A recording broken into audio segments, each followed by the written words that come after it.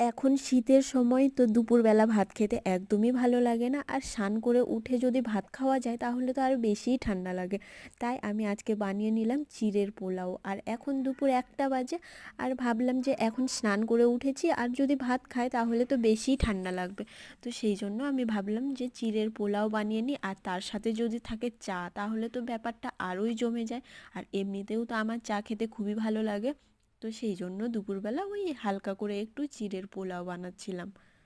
এমনিতেও আমার ঠান্ডা লেগে গেছে, সর্দি হয়ে গেছে, আর কয়েকদিন আগে আমার শরীরটাও খারাপ হয়ে গিয়েছিল।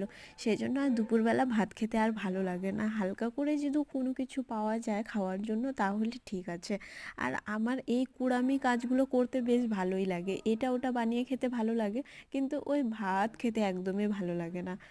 সেই জন্য আমি আমার বরের কাছে বকা খাই। ও আমাকে শুধু বলে, তুমি ভাত খাও না, এটা ওটা চা বানিয়ে যখন ইচ্ছা তখন খেয়ে নাও, গ্যাস হয়ে যায় পেটে, পেট খারাপ হয়ে যায়, আর আমাকে হাসপাতালে দৌড়াতে হয় তোমার জন্য। তো তবু আমি ওর কথা গায়ে লাগাই না, আমার যখন যেটা ইচ্ছা করে বানিয়ে আমি খেয়ে নিই। কী করবো বলো, মন তো আর মানে না, খেতে তো হবে, পেট তো ভরাতে হবে। সেই জন্য ভাত খেতে ইচ্ছে করে না, সেই জন্য যখন ইচ্ছে করে যেটা বানাতে খাওয়ার সেটা খেয়ে নিই আমি। তোমাদের সাথে কথা বলতে বলতে তো একটা কথা বলতে ভুলেই গেলাম, যে পোলাওটা দারুণ হয়েছিল খেতে। তো চলো, তোমাদের সাথে আবার দেখা হবে পরের ভিডিওতে। ভালো থেকো, সুস্থ থেকো সবাই।